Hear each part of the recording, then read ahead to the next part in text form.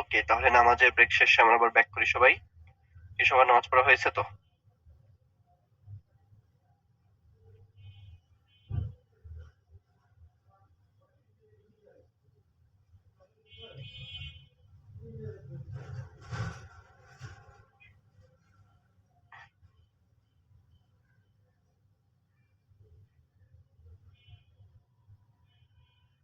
হুম, আচ্ছা। তাহলে আমরা যেটা পড়তেছিলাম যে সংযোজন পলিমার আর একটা হচ্ছে ঘনীভবন পলিমারকরণ, তাই না? এখন আসো ভাইয়া, তাহলে এই যে সংযোজন আর ঘনীভবন যে পলিমার আছে, এগুলোর উদাহরণগুলো কিন্তু আমাদের পরীক্ষায় বারবার পড়তে হবে, স্পেশালি মনোমার গুলা, ঠিক আছে? যেমন এই যে দেখো পলিথিন, ঠিক আছে? পলিথিন, এই যে দেখতেছো পলিথিন, তাহলে পরীক্ষায় আসবে পলিথিনের মনোমার কোনটি? ঠিক আছে? ব্যবহারগুলা প্লাস্টিক ব্যাগ, বোতল, খেলনা দিয়ে তৈরি করা হয়, ভালো কথা। আচ্ছা, তারপর দেখো টেফলন, তাই না? এই যে পলিটেট্রাফ্লোরোইথিলিন বা টেফলন, এটা কিসে ব্যবহার করা হয় বলতো? টেফলন এই যে নন স্টিকিং যে কড়াইগুলো আছে না, সেটাতে ব্যবহার করা হয়, তাই না? তো টেফলনটা কিন্তু পরীক্ষায় বারবার আসে। তারপরে হচ্ছে পিভিসি, পলিভিনাইল ক্লোরাইডে কোনটা মনোমার হিসেবে ব্যবহার করা হয়? তাহলে এটা কিন্তু আমরা ভালো করে একটু দেখে রাখবো, ঠিক আছে? এই যে দেখো, পলিথিনের ক্ষেত্রে মনোমার হচ্ছে ইথিলিন। তাপমাত্রা, চাপ একটু দেখে রাখতে পারো এবং তার ব্যবহার। পলিপ্রোপিলিন অত ইম্পর্টেন্ট না, পিভিসিটা একটু ইম্পর্টেন্ট। পিভিসিতে আমরা ইথাইন ব্যবহার করি এবং এটার তাপমাত্রা হচ্ছে 160 থেকে 250। ঘরের কৃত্রিম চামড়া, কার্পেটিং, গ্রামোফোন এগুলোতে ব্যবহার করা হয়। টেফলনটা হচ্ছে সবচেয়ে বেশি পরীক্ষায় আসছে, ঠিক আছে? যে টেফলনে আমরা কার্বন টেট্রাফ্লোরাইড বা CF2 ডাবল বন্ড CF2 এই দুইটাকে কিন্তু ব্যবহার করি। তাহলে এই টেফলনের মনোমারের দাম পরীক্ষায় আসে এবং রান্নার প্যানের উপর নন স্টিকিং আবরণ রূপেই আমরা টেফলনকে ব্যবহার করি। এটাই কিন্তু পরীক্ষায় সবসময় আসতেছে, ঠিক আছে? আচ্ছা, তারপরে আসো যে এই যে পলিমারের মধ্যে যে পার্থক্য, দুইটা পলিমারের মধ্যে যে পার্থক্য আছে, তাই না? যে উচ্চ ঘনত্বের পলিথিন আর নিম্ন ঘনত্বের পলিথিনের মধ্যে পার্থক্য, এটা আসলে আমাদের পরীক্ষার জন্য খুব একটা ইম্পর্টেন্ট না। আমরা রাসায়নিক প্রকৃতিটা একটু মনে রাখতে পারি, ব্যবহারটা মনে রাখতে পারি, আর প্রভাবকটা একটু মনে রাখতে পারি, ঠিক আছে? আচ্ছা, এবার আসো ঘনীভবন পলিমারের আরো কিছু উদাহরণ আছে, যেমন হচ্ছে দেখো তোমার নাইলন 6:6 পরীক্ষায় বারবার আসে, ভার্সিটি গুলাতেও দেখবা। নাইলন 6:6 এর মনোমারের নাম কি? Adipic acid. এই হেক্সামিথ্রিনটা অতটুকু আসে না, অ্যাডিপিক অ্যাসিডটুকু শুধু পরীক্ষায় আসে। যে নাইলন 6:6 এর মনোমার হিসেবে কোনটি ব্যবহার করা হয়? Adipic acid. এবং এটার ব্যবহার কোথায়? নাইলন 6:6, তাই না? এটাকে কিন্তু আবার নাইলন 6:6 এটার ব্যবহার কোথায়? অটোমোবাইল টায়ার, মোটা কম্বল, কাপড়, দাঁতের ব্রাশ, ইলাস্টিক গেঞ্জি এগুলোতে ব্যবহার করা হয়। আচ্ছা, তারপর দেখো ডেক্রন বা টেরিলিন পরীক্ষায় কিন্তু আসে, যে ডেক্রনের অপর নাম কি বা টেরিলিনের অপর নাম কি, ঠিক আছে? এবং এখানে কোনটা ব্যবহার করা হয়? টেরিথ্যালিক অ্যাসিড। এই যে অ্যাডিপিক অ্যাসিড, টেরিথ্যালিক অ্যাসিড দুইটা কিন্তু মিক্সড আপ হয়ে যায়, দুইটা পরীক্ষার জন্য ইম্পর্টেন্ট। তাহলে মাইলার নামক যে প্লাস্টিক ফিল্ম আছে, সেই মাইলার নামক প্লাস্টিক ফিল্মের মধ্যে বা রেকর্ডিং টেপে কিন্তু এটা ব্যবহার করা হয়, ঠিক আছে? আচ্ছা, এখন আসো ভাইয়া বায়োপলিমারের মধ্যে কি কি আছে? পলিস্যাকারাইড, কোষ শ্বসনে আমরা যে পড়ছিলাম, কার্বোহাইড্রেট গুলা, প্রোটিন, অ্যামাইনো অ্যাসিডের পলিমার এবং নিউক্লিক অ্যাসিড যেটা ডিএনএ আরএনএ, এরাও কিন্তু একটা পলিমার, তাই না? তাহলে এই যে এটাও কোষ শ্বসনে একটা খুবই জিনিস। অ্যামাইলেজ, স্টার্চের দুইটা উপাদান থাকে, মনে পড়ে? যে স্টার্চকে ভাঙলে আমরা আলফা গ্লুকোজ পাই, মনে আছে না? সেই স্টার্চের আরেকটা জিনিস কি ছিল ভাইয়া? অ্যামাইলোজ। আরেকটা হচ্ছে অ্যামাইলোজ, আরেকটা কি বলো? অ্যামাইলোপেকটিন। তাহলে দেখো অ্যামাইলোজ পানিতে দ্রবণীয়, কিন্তু অ্যামাইলোপেকটিন পানিতে অদ্রবণীয়। অ্যামাইলোজ নীল বর্ণ ধারণ করে, অ্যামাইলোজ পেকটিন লাল বর্ণ ধারণ করে। স্টার্চের 10 থেকে 20 ভাগ হচ্ছে অ্যামাইলোজ, 80 থেকে 90 ভাগ হচ্ছে অ্যামাইলোপেকটিন, ঠিক আছে? এখানে গ্লুকোজের সংখ্যা কম, কয়েক হাজার, আর এটা হচ্ছে 10 লক্ষের মতো। পরে সুন্দর করে ভুলে যাবা, এটা কখনোই পরীক্ষা আসে নাই, ঠিক আছে? আচ্ছা, এবার আসি অ্যামাইনো অ্যাসিডের প্রকার ভেদে, যেটা একটু প্যারা লাগে। এটা কিন্তু তোমার এর মধ্যে পড়তে হয়েছে, কোষ শ্বসনের জন্য পড়তে হয়েছে, যে ভাইয়া পোলার অ্যামাইনো অ্যাসিড আছে কি কি? Cysteine, serine, threonine. Aromatic amino acid কি আছে? যে অ্যারোমেটিকটা পরীক্ষায় লাগে, এই বায়োলজি থেকেও কিন্তু এটা আসবে ভাইয়া, ঠিক আছে? অ্যারোমেটিকটা ভালো করে পড়ো। ফিনাইল অ্যানালিন, টাইরোসিন, ট্রিপ্টোফ্যান, ঠিক আছে? ফিনাইল অ্যালানিন, টাইরোসিন, ট্রিপ্টোফ্যান, এগুলো সবগুলাই কিন্তু কেমন বলো? অ্যারোমেটিক অ্যামাইনো অ্যাসিড, ঠিক আছে? ক্ষারীয় অ্যামাইনো অ্যাসিড কি? Histidine, lysine, arginine. অম্লীয় অ্যামাইনো অ্যাসিড হচ্ছে aspartic acid, glutamic acid, asparagine, glutamine. তাহলে আমি তোমার জায়গায় থাকলে এই অ্যারোমেটিক গুলা ভালো করে পড়ে রাখতাম, কারণ এগুলো দেখবা বিগত বছরে সবচেয়ে বেশি বার আসছে, ঠিক আছে? আচ্ছা, তাহলে এই যে দেখো নিচের কোনটি polar amino acid? Serine, cysteine, threonine, তাই না? তাহলে কোশ্চেনটা একটু ভুল আছে না? হবে নিচের কোনটি পোলার অ্যামাইনো অ্যাসিড নয়?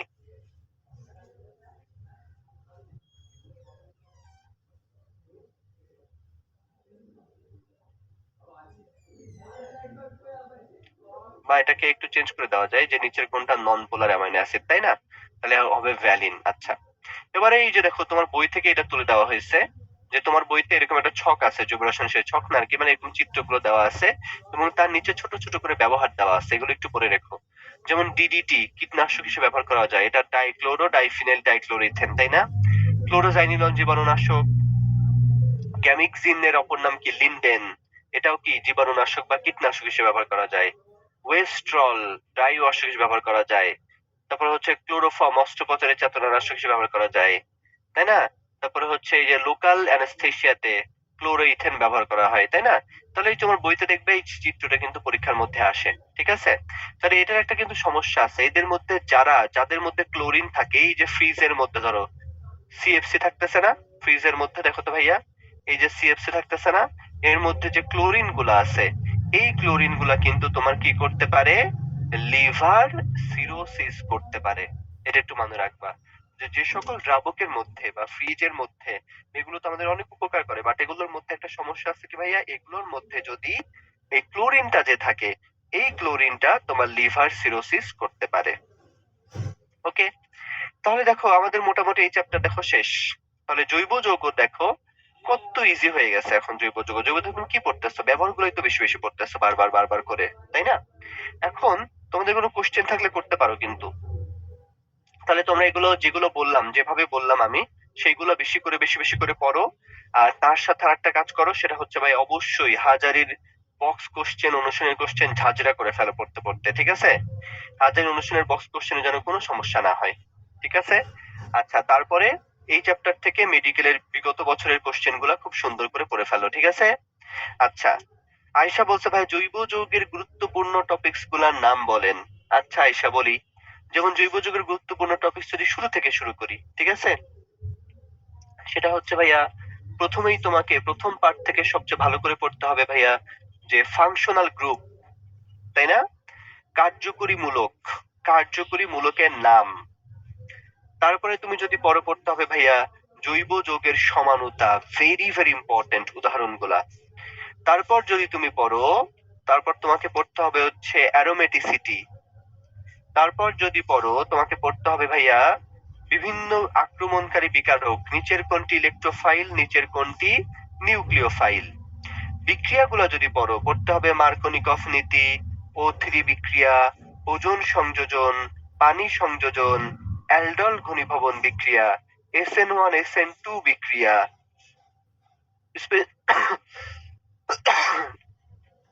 তার সাথে অর্থ প্যারা নির্দেশক, আমি সিরিয়ালে বলতেছি, হ্যাঁ, অর্থ নির্দেশক, প্যারা নির্দেশক।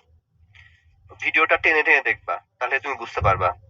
তারপর আসো অ্যালকেন থেকে কি পড়বা? অ্যালকেন থেকে পড়বা ডিকার্বক্সিলেশন বিক্রিয়া, উডস বিক্রিয়া, ক্লিমেনসন বিক্রিয়া। অ্যালকিন থেকে পড়বা অ্যালকোহলের প্রভাবকীয় নিরোধন এবং অসম্পৃক্ততার দুইটা পরীক্ষা, ঠিক আছে? তারপরে অ্যালকাইন থেকে তেমন কিছু নাই, অ্যালকাইন থেকে তো তেমন কিছু নাই। ইথার থেকে পড়বা উইলিয়ামসন ইথার সংশ্লেষণ বিক্রিয়া, ঠিক আছে? এই উইলিয়ামসন ইথার সংশ্লেষণ বিক্রিয়া। অ্যালকোহল থেকে কি পড়বা বলো তো ভাইয়া?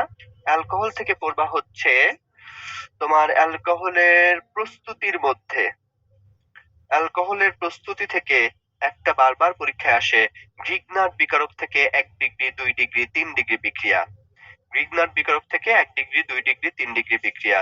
মিথানল প্রস্তুতি, ইথানল প্রস্তুতি। অ্যালকোহলের শনাক্তকারীর মধ্যে দুইটা বিক্রিয়া আছে, যেমন ধাতব সোডিয়াম সহ বিক্রিয়া, ফসফরাস পেন্টাক্লোরাইড সহ বিক্রিয়া, মিথানল শনাক্তকরণ এবং আয়োডোফর্ম পরীক্ষা এবং লুকাস বিকারক পরীক্ষা। তাহলে দেখো অ্যালকোহল থেকে কিন্তু 4-5টা খুব ইম্পর্টেন্ট বিক্রিয়া আসতেছে। অ্যালকোহল প্রস্তুতির একটা, যে গ্রিগনার্ড বিকারক থেকে কিভাবে 1 ডিগ্রি 2 ডিগ্রি 3 ডিগ্রি অ্যালকোহল শনাক্ত করা যায়, আর এখান থেকে পড়তে হবে অ্যালকোহলের শনাক্তকরণ, ভেরি ভেরি ইম্পর্টেন্ট, সবগুলাই পড়লা। ইথার থেকে শুধু একটা বিক্রিয়া পড়বা। অ্যামিন থেকে কি পড়বা? অ্যামিনের শনাক্তকরণ, অ্যামিনের শনাক্তকরণ এবং অ্যামিনের সক্রিয়তা, ঠিক আছে? যেমন অ্যামিনের শনাক্তকরণের মধ্যে আছে না কার্বিল অ্যামিন সহ পরীক্ষা, আর একটা আছে হচ্ছে নাইট্রাস অ্যাসিড সহ পরীক্ষা, তাই না? অ্যালডিহাইড আর কিটোন থেকে কি পড়বা? শুধুমাত্র শনাক্তকারী পরীক্ষা, 2:4 ডাইনাইট্রোফিনাইল হাইড্রাজিন, টলেন বিকারক, ফেইলিং দ্রবণ সহ পরীক্ষা। আচ্ছা, অ্যাস্টার থেকে কি পড়বা? কোন ফলে কোন অ্যাস্টার থাকে, পাকা কলায় কি থাকে, ঠিক আছে? গেল এখান থেকে। বাকিটা আজকে ক্লাস তো বলেই দিলাম গ্লিসাইন থেকে। দেখছো কয়েকটা মতো বিক্রিয়া আসতেছে, মোট মিলে মনে হয় 25 না 30টা বিক্রিয়ার মানে নাম জানতে হয়, প্রভাব কোনটা শনাক্তকরণে কি করা হয় আর কি করবা, এই তো শেষ। হ্যাঁ কেয়া হবে। বুঝতে পেরেছো সবাই? তাহলে অবশ্যই অনুশীলনের কোশ্চেন করতে ভুলো না। আর কারো কোনো কোশ্চেন থাকলে কোশ্চেন করতে পারো চ্যাট বক্সে। আবার কথা বলতে চাইলে হ্যান্ড রেজ করতে পারো, কথা বলার সুযোগ দিব, যেহেতু আজকে সময় আছে।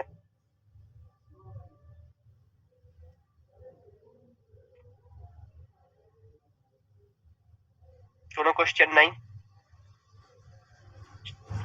যে কোনো সাবজেক্টের উপরে?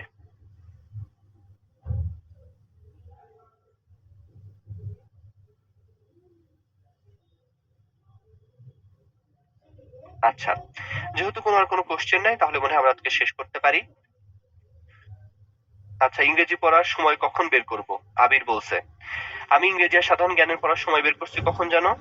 যখন পড়তে পড়তে তোমার টায়ার্ড লাগবে, ঠিক আছে? পড়তে পড়তে যখন তোমার টায়ার্ড লাগবে তখনই তুমি ইংরেজি পড়বা, রিল্যাক্সের জন্য। পড়তে পড়তে তোমার টায়ার্ড লাগবে, 10 মিনিট জিকে পড়বা, ঠিক আছে? আক্তার কি বলে? পরিমাণগত রসায়নের পিডিএফ এর 3.4 এর পর থেকে দাগানো টপিকস বলো ভাইয়া, এরকম করলে কি খুঁজে পাওয়া যায় আক্তার? আচ্ছা, তাহলে যেটা বলতেছিলাম আবির, ইংরেজি পড়ার টাইম তোমাকে রিল্যাক্সের মধ্যে বের করে নিয়ে আসতে হবে, ঠিক আছে?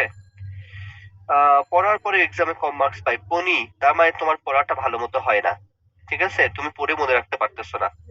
এখন ধরো আমি তোমাকে জিনিসটা বলি, তুমি একটা জিনিস আগে কখনোই পড়ো নাই, এই এখন এসে একবার দুইবার পড়ছো, তোমার কি এত সহজে মনে থাকবে? মনে থাকবে না। তাই তোমাকে কি করতে হবে বলো তো ভাইয়া, যে এটা বারবার বারবার রিভিশন দিতে হবে। একই জিনিস কেউ 10 বার পড়তেছে, তার যত ভালো মনে থাকবে, তোমার নিশ্চয়ই 2-3 বার পড়ে তত ভালো মনে থাকবে না। এটা স্বাভাবিক বনি, ঠিক আছে?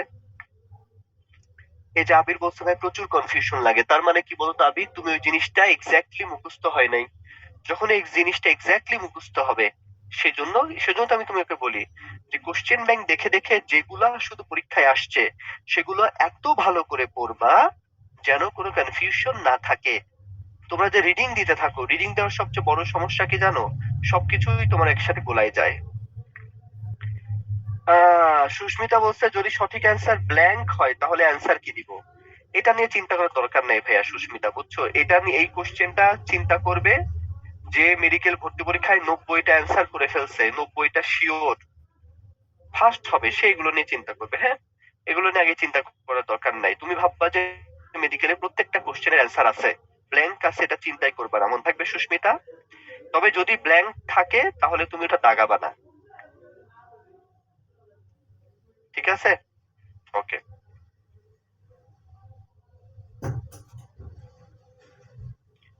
মোল মোলাইটি আক্তার বলছে, হ্যাঁ অবশ্যই আক্তার, এগুলো তো দাগানোর জিনিস না। মোল কি, মোলাইটি কি, অ্যাভোগাড্রো সংখ্যা কি, এগুলো তোমার জানতে হবে না? এগুলো তো জানতে হবে। হয়তো 9-10 থেকে পড়তেছে এই জন্য দাগাই নাই, ঠিক আছে আক্তার? ওকে, ঠিক আছে, তাহলে তোমাদের সবার কোশ্চেন যেহেতু আর কোশ্চেন নাই তাহলে আমরা শেষ করতে পারি। তোমরা ভাইয়েরা অনেক ভালো করে পড়াশোনা করো, ঠিক আছে? এখন শুধু পড়তে থাকো, মনে থাকুক না থাকুক, দেখবা ইনশাল্লাহ পড়তে থাকলে মেডিকেলের পরীক্ষার আগের দিন পর্যন্ত তোমার বেস্টটা দিয়ে দাও, দেখবা আল্লাহ একটা না একটা ফল দিবেই, ঠিক আছে? তাহলে সবাই ভালো থাকো, সুস্থ থাকো, আল্লাহ হাফেজ। ধন্যবাদ মাসুম ভাইকে এবং মৃদুল ভাইকে এত সুন্দর একটি ক্লাস পরিচালনা করার জন্য। আশা করি তোমরা ক্লাসটিতে বেশি এনজয় করেছো এবং অনেক মনোযোগ সহকারে ছিলা প্রথম থেকে শেষ পর্যন্ত। তোমাদের জন্য একটি পোল লঞ্চ করা হচ্ছে, আশা করি তোমরা সবাই পার্টিসিপেট করবে।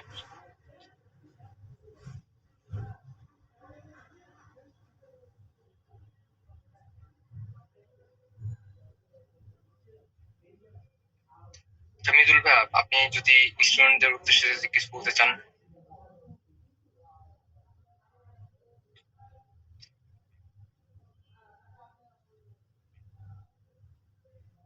আচ্ছা স্টুডেন্টরা, তোমাদের যদি কোনো আমাদের ম্যানেজমেন্ট রিলেটেড যদি কোনো কোশ্চেন যদি থাকে তোমরা করতে পারো। আর তার আগে আমি তোমাদের একটা জিনিস বলে নিই, তোমাদের রুটিন অপশনে যে রুটিন অপশনে তোমরা যদি যাও সেখানে কিন্তু তোমরা দুইটা অপশন পেয়ে থাকো। প্রথম প্রথম অপশনটাতে ঢুকলে তোমরা যে রুটিনটা পাবে সেটা তোমাদের ক্লাস রুটিন, 10 তারিখ পর্যন্ত যে ক্লাস রুটিনটা সেটা। এবং দ্বিতীয় যে অপশনে তোমরা যে রুটিনটা পাবে সেটা হলো তোমাদের মডেল টেস্ট রুটিন। আর তোমাদের মডেল টেস্টের কিন্তু টাইম দেওয়া আছে নিচে, ব্যাচ টাইম যেহেতু দেওয়া আছে, তো একটা টাইম দেওয়া আছে 7:30 থেকে, সকাল 7:30 থেকে 10:30 পর্যন্ত, এবং সেকেন্ড টাইমটা দেওয়া আছে ফিজিক্যালি যেটা আর কি। সেটা দেওয়া হচ্ছে 1:45 থেকে 4:45 পর্যন্ত। দুটো টাইম তোমাদের ফিজিক্যালি টাইম, তোমরা physically class model test attend করতে পারবে। এবং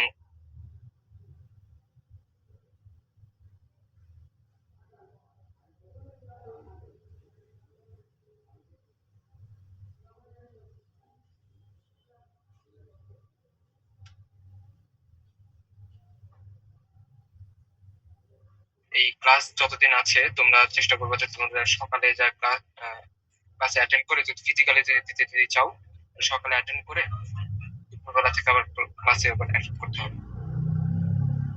আশা করি তোমরা বুঝতে পেরেছো।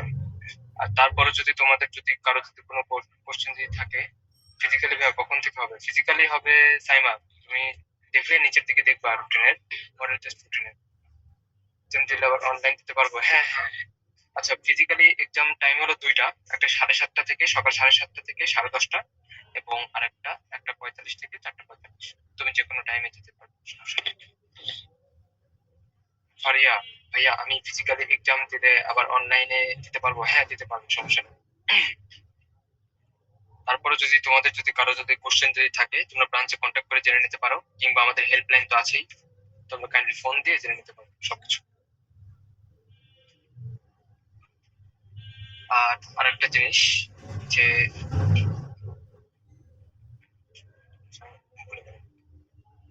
আচ্ছা, আর যারা ক্লাসে লেট করে অ্যাটেন্ড করো তাদেরকে বলবো যে তোমাদের তো ক্লাস রেকর্ড তো থাকছেই, তোমরা কাইন্ডলি সেখান থেকে দেখে নিতে পারবে। হ্যাঁ, আর তোমরা নেক্সট ক্লাস পর্যন্ত ভালো থাকো, সুস্থ থাকো, এবং সবাই সবার জন্য দোয়া করবে ইনশাল্লাহ, যাতে সবাই যেন চান্স পাই।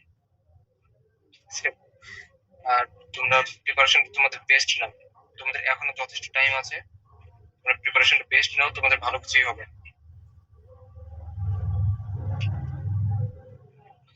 কি অল ব্রাঞ্চ মিলে করা হয়?